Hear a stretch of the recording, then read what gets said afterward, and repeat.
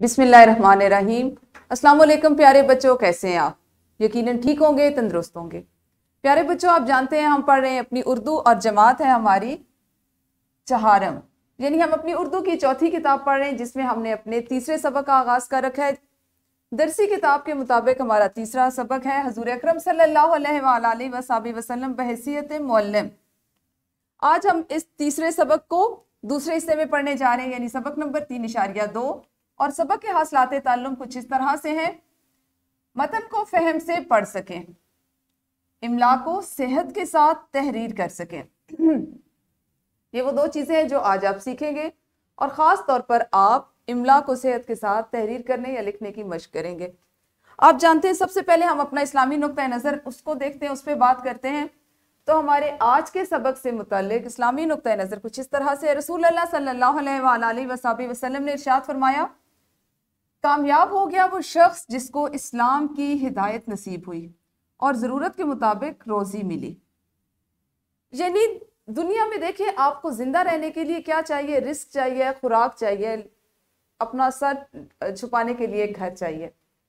ये चीज़ें कहाँ से हासिल होती है? रिस्क से, रोज़ी से। और जिसके पास इतना रिस्क है, इतनी रोज़ी है कि वो अपनी तमाम ज़रूरियात को इस दुनिया में रहते हुए पूरा कर सके, लेकिन साथ साथ उसको इस्लाम की दौलत मुयस्सर हो, इस्लाम के रास्ते पे चलना, इस्लाम की आयत करता या बताई गई जो तालीमात है उन पे अमल करना नसीब हो, तो उस शख्स के लिए इस दुनिया जिसको एक इम्तहान की जगह कहा गया है, उसमें ये चीज़ें काफ़ी हैं, उसकी कामयाब होने के लिए काफ़ी हैं। इसी बात को लेके हम आगे चलेंगे, अपने सबक में भी इसका जिक्र करेंगे। सबसे पहले हम कर लेते हैं दोहराई। और दोहराई में आपके पास है, नीचे लिखे हुए जुमलों में इस्म ज़मीर से की मुतल्लिका किस्म को इस्तेमाल करें। आपके पास चंद जुमले हैं। अहमद आज स्कूल गया था, डैश ने बहुत अच्छा काम किया जिससे उसके उस्ताद खुश हुए। मैं और जाहिद अच्छे दोस्त हैं, इत्तेफाक से डैश दोनों को आम पसंद है। मजदूर शोर मचा रहे थे, डैश हमारा हक दो। बाबा काम से वापस आए हैं, डैश पानी ला दो। बाहर जो फकीर खड़े हैं, डैश से कह दो चले जाएं। ये वो जुमले हैं जिनको आपने मौजू और मुनासिब इस्म ज़मीर लगाकर, मुतल्लिका इस्म ज़मीर लगाते हुए इन जुमलों में जो खाली जगह दी गई उसको पुर करना है। आप जानते हैं, हम जिस वक्त अपनी दोहराई करते हैं तो वीडियो को आपको रोकना होता है ताकि आप अपनी मुअल्लिमा के साथ उनकी रहनुमाई में, उनकी मदद से दोहराई कर सकें। यकीनन दोहराई तो आपने इस्म ज़मीर की कर ली होगी। पढ़ने से पहले की कुछ चीज़ें, कुछ ऐसे निकात हैं जिनको हम आज पढ़ने से कबल जो है मैं आपसे उन पे बात कर लेती हूँ। जैसे कोई भी लिखी हुई तहरीर मतन कहलाती है।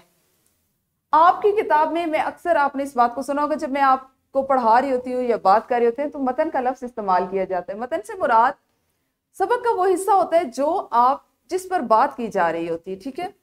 उसके बाद जब उस पर सवालात, उस पर सरगर्मियाँ की जाती हैं तो वो उसकी मशक होती है। तो मतन वो ख़ास हिस्सा होता है जो लिख के तहरीर करके आपके सामने पेश किया जाता है। मतन अखबार में भी होता है, अखबार में जो खबरें होती हैं उनका मतन ये है, बात का मतन ये है, हमारा आज जो सबक है उसका मतन ये है। तो मतन आपके पास लिखी हुई तहरीर होती है। आप कोई भी मतन पढ़ रहे हों, आपको उसमें बताई जाने वाली तफसीलात को जहन में रखना चाहिए ताकि बाद में पूछे जाने वाले सवालात के जवाबात दे सकें। आपको ये इदराक हो, आप फहम इस बात का हासिल कर सकें कि आप जो चीज़ पढ़ रहे हैं वो किस मौजू से मुतल्लिक है और उसमें कौन कौन सी चीज़ें, कौन कौन सी बातें आपको बताई गई हैं। इसके अलावा पढ़ने से पहले ख़ास अल्फाज के मानी ज़रूर जान लें ताकि तहरीर पूरी तरह से समझ में आ सके। इस काम के लिए आप लुगत का इस्तेमाल करेंगे। प्यारे बच्चों, आप जानते हैं हम किसी भी चीज़ को उस वक्त तक मुकम्मल तौर पर नहीं सीख सकते, उससे फ़ायदा नहीं उठा सकते जब तक हमें उसमें मौजूद अल्फाज के मानी, उनका इस्तेमाल, उनके मतलब ना आते, उनके मफहूम से हम आशना ना हो। किसी भी लफ्ज़ के मानी और उसके मफहूम को जानने के लिए लुगत का इस्तेमाल किया जाता है। हम अपने पिछले इसबाक में लुगत का इस्तेमाल सीख चुके हैं।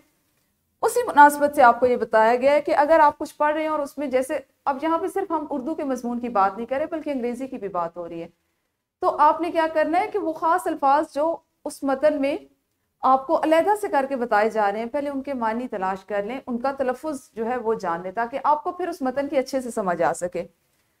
तो आज इन तमाम बातों से क्या आपको अंदाजा हुआ कि हम आज पढ़ने जा रहे हैं आज हम सबक के पहले निस्फ की बुलंद खानी करेंगे, यानी ऊंची आवाज में पढ़ेंगे, उसका जो मफहूम है उसको समझेंगे और उस पर बातचीत करेंगे। अपनी उर्दू की किताबें खोलिए और उसमें आज जो हमारा तीसरा सबक है हुज़ूर अकरम सल्लल्लाहु अलैहि वसल्लम बहैसियत मुअल्लिम, उस सबक को खोलें। उसमें शामिल खास अल्फाज जो हमारे आज के सबक से मुतल्लिक है वो देख लेते हैं। सबसे पहला लफ्ज़ है तहकीक, उसके बाद है पेचीदा और मनसब, अगला लफ्ज़ है मनसब। प्यारे बच्चों किताबें खोलें। इस सबक का जो मतन है वो हमने चूंकि आज पहले निस्फ की पढ़ाई करनी तो मैं आपके सामने पढ़ूंगी ताकि आपको अच्छे से अंदाजा हो सके। हमारे प्यारे नबी हजरत मोहम्मद रसूलुल्लाह खातिमुन नबीयीन सल्लल्लाहु अलैहि वसल्लम को अल्लाह ताला ने क़यामत तक इंसानियत के लिए रहनुमाई का नमूना बनाकर भेजा। कुरान मजीद में अल्लाह ताला का इरशाद है, तहकीक तुम्हारे लिए रसूलुल्लाह सल्लल्लाहु अलैहि वसल्लम की जिंदगी में बेहतरीन नमूना है। सूरह अहज़ाब आयत नंबर 21। प्यारे नबी सल्लल्लाहु अलैहि वसल्लम के दीगर औसाफ़ हमीदा की तरह मुअल्लिम की सिफ़त भी मुनफरिद और बेमिसाल है। इसलिए आप सल्लल्लाहु अलैहि वसल्लम ने अपने मनसब से मुतालिक इरशाद फरमाया, इन्नमा बुइस्तु मुअल्लिमा, तर्जुमा बेशक मुझे मुअल्लिम बनाकर भेजा गया है। अल्लाह ताला ने फरमाया, इकरा बिस्मि रब्बिकल्लज़ी खलक, सूरतुल अलक की पहली आयत पढ़ अपने रब के नाम से जिसने तख्लीक किया। मुसलमानों का पहला हुक्म इकरा का मिला। इससे मुराद वो इल्म है जो इंसान को अल्लाह ताला की ज़ात, इसकी सिफात और उसके कमालात से आशना करवाए। इस आयत से हमें इल्म की अहमियत भी मालूम होती है। इसी तरह इस्लामी तारीख का पहला स्कूल दार अरकम के नाम से मक्का मुकर्रमा में कायम हुआ। गौरतलब बातें हैं, अहम बातें हैं जिनको आपने ना सिर्फ अभी पढ़ाई के दौरान में गौर से पढ़ना है बल्कि ज़हन नशीन भी कीजिए। ये वो चीज़ें हैं जो आपको आने वाली ज़िंदगी में, आने वाले दिनों में भी जिनके बारे में इल्म होना, आपको इनसे वाकिफ होना ज़रूरी है। हिजरत के बाद मुख्तलिफ इंतजामात से फारिग होते ही आप सल्लल्लाहु अलैहि वसल्लम ने मस्जिद नबी सल्लल्लाहु अलैहि वसल्लम की बुनियाद डाली। आप सल्लल्लाहु अलैहि वसल्लम ने मस्जिद के साथ बने चबूतरे पर दर्स व तदरीस का सिलसिला शुरू किया, जिसमें कई नामवर सहाबाए कराम रिज़वानुल्लाह ताला अलैहिम अजमाइन शामिल थे। वो सहाबाए कराम रिज़वानुल्लाह ताला अलैहिम अजमाइन इसी चबूतरे पर रहा करते थे। यहाँ दर्स व तदरीस का सिलसिला रिवायती ना था। सहाबाए कराम रिज़वानुल्लाह ताला अलैहिम अजमाइन नबी करम सल्लल्लाहु अलैहि वसल्लम से दर्स लेते, अदब से सुनते और ज़हनशीन करते। एक सहाबी रज़ी अल्लाह ताला अन्हु बयान फरमाते हैं, हम इस तरह खामोश और मुअद्दब बैठा करते थे गोया हमारे सरों पर परिंदा बैठा हुआ और हमारे हरकत करने पर वो उड़ जाए। ये एक मुस्तनद अहमद बिन हम्बल से एक रिवायत ली गई है जो आपको यहाँ बताएगी। आप सल्लल्लाहु अलैहि वसल्लम मस्जिद में तशरीफ लाते ही तालीम का आगाज नहीं कर देते थे, बल्कि जो गुफ्तगू चल रही होती उसमें शामिल हो जाते या तवज्जो अपनी जानिब मबजूल करवाते, फिर पढ़ाने का सिलसिला शुरू फरमाते। यहाँ पे एक अहम नुक्ता है कि क्या आप जानते हैं, ये वो मालूमात होती हैं जो आपकी किताब में आपके मतन से हटकर या उससे ज्यादा आपको फ्राहम की जाती हैं। जैसे नबी करीम सल्लल्लाहु अलैहि वसल्लम ने सिखाया कि जो लोगों का शुक्रिया अदा नहीं करता वो अल्लाह ताला का भी शुक्र अदा नहीं करता। सुनन अबी दाऊद से ये रिवायत ली गई। इसी तरह आप सल्लल्लाहु अलैहि वसल्लम शागिर्दों से मोहब्बत के इजहार के लिए कभी इनके मुख्तसर नाम या कभी कुनियत से भी पुकारा करते थे। ये आप सल्लल्लाहु अलैहि वसल्लम का अंदाज़े गुफ्तगू था, बात करने का अंदाज था, बात को आगाज करने या उसको लोगों को बुलाने और पुकारने का एक अंदाज था। प्यारे बच्चों, ये वो मतन था जिसको अभी आपने मेरे साथ सुना और समझा। अब आपने इसके बाद एक इनफरादी सरगर्मी करनी है। सरगर्मी कुछ इस तरह से है कि उस्ताद का अदब करना क्यों जरूरी है, फर्दन फर्दन जवाब दें। पहला सवाल, उस्ताद का अदब करना आपके ख्याल में क्यों जरूरी है? हर बच्चा फर्दन फर्दन इसको बताएगा। और इसके साथ ही साथ आपने क्या करना है कि सबक का जो हिस्सा, मतन का जितना हिस्सा हमने अभी पढ़ा है, आपने उसमें से जितनी आपकी मुअल्लिमा कहेंगी चंद सतूर या एक पैराग्राफ या एक इक्तबास, उसकी बुलंद खानी भी करनी है। तो वीडियो को रोकिए और जल्दी से इनफरादी सरगर्मियां कीजिए। जी, तो यकीनन इनफरादी सरगर्मी तो आप लोगों ने मुकम्मल कर ली होगी। बढ़ते हैं हम अपनी ग्रोही सरगर्मी की जानिब।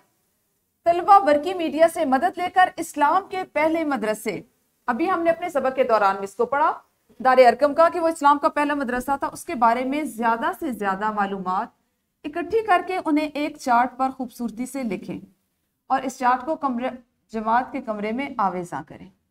यह आपका वो काम है जिसको आपने अभी ग्रोह की सूरत में करना है। मुमकिन हो तो अपनी मौलिमा से मदद ले सकते हैं, उनके मोबाइल फ़ोन से आप इसके मुतालिक मजीद दारे अरकम के मुतालिक मजीद मालूमात जमा कर सकते हैं। अगर ऐसा मुमकिन नहीं तो आप अपने कंप्यूटर लैब जाएं और वहां पर हर बच्चा इनफरादी तौर पर या एक एक ग्रोह जो है वो एक एक कंप्यूटर को इस्तेमाल करते हुए इस पे जो मालूमात है वो जमा करें। जी, तो यकीनन ग्रोही सरगर्मी तो आप लोगों ने कर ली होगी। अब आप करेंगे मश्क। मश्क में सवाल नंबर 1 है आपके पास। हर तालिब इल्म से बारी बारी सबक के बाद हिस्से पढ़वाएं जो कि आप पहले से पढ़ चुके हैं और झैल में दिए गए सवालात जुबानी पूछिए। प्यारे बच्चों, यहाँ पे हमारे पास वो सवालात हैं जो आज के मतन से मुतल्लिक हैं। जैसे पहला सवाल है, आप सल्लल्लाहु अलैहि वसल्लम की तरफ सबसे पहले आने वाली वही क्या थी? सवाल नंबर 2, लफ्ज़ मुअल्लिम के क्या मानी है? सवाल नंबर 3, हम अल्लाह ताला को कैसे पहचान सकते हैं?